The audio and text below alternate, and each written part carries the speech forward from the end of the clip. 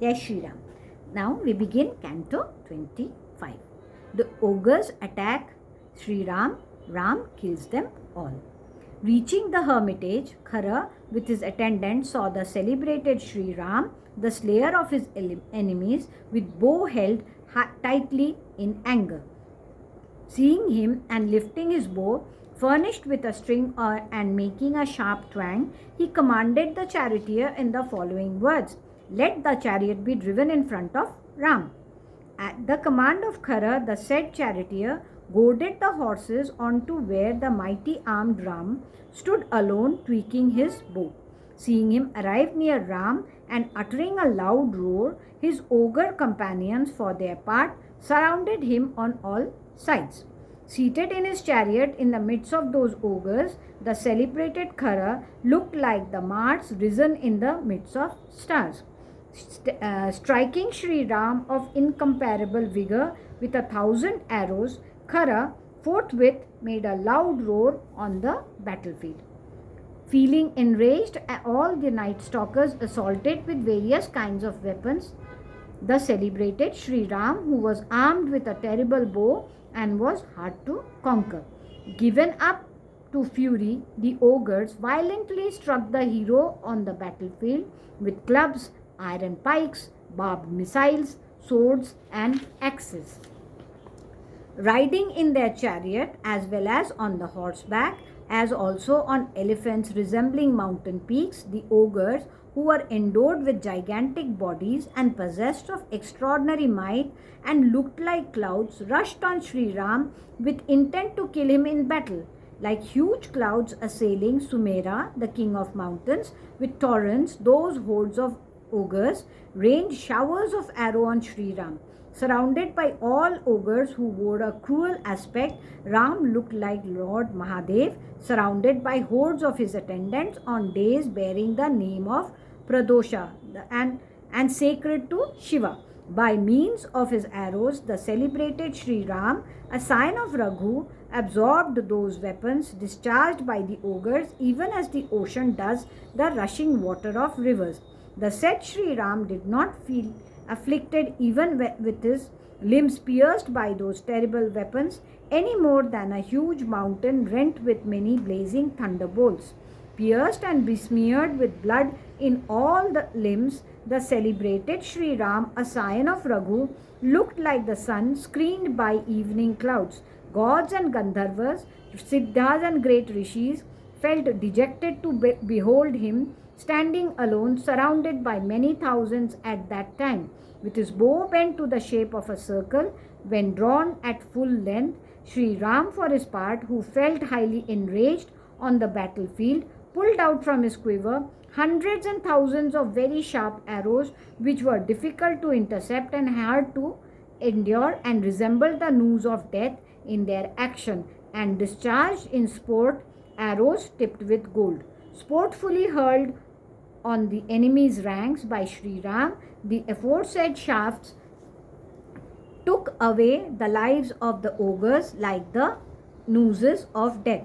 Having reached the air, piercing through their bodies, through those bodies of the ogres, those arrows soaked in blood shone bright like kindled fire. Most formidable arrows without number flew from the circular bow of Sri Ram, taking away the lives of the ogres. With them, Sri Ram split their bows, the tops of their ensigns, shields and coats of mail, arms adorned with ornaments for the hands and thighs, resembling the trunks of elephants in their hundreds and thousands on the battlefield. The arrows of Sri Ram, released from his bowstring on that occasion, tore and pierced the horses through, though protected by golden armor, along with the chariots and the charioteers, the elephants with their riders and the horsemen with their horses. Nay, killing the foot soldier in the encounter, he firmly dispatched them to the abode of Yam, the god of death.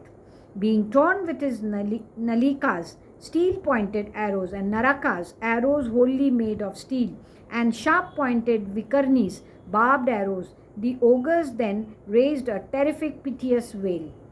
Tormented by Sri Ram with arrows of various kinds, piercing their vital parts, the said army was ill at ease like a dry forest oppressed by fire.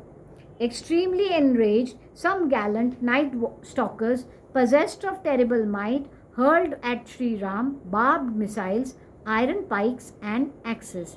Intercepting their weapons with his arrows, the valiant and mighty armed Sri Ram severed their necks and took away their lives in the encounter. With their heads lopped off and their shields and bows pierced, they toppled on the ground like trees in the Nandan garden of in heaven, knocked down by the blast raised by the flight of Garuda, the king of birds. Wounded with the arrows and feeling dejected, those ogres who were left alive then flew for protection towards Khara alone. Consoling them all and taking his bow, Dushana, who felt extremely enraged, rushed towards the infuriated Ram like the angry Yam.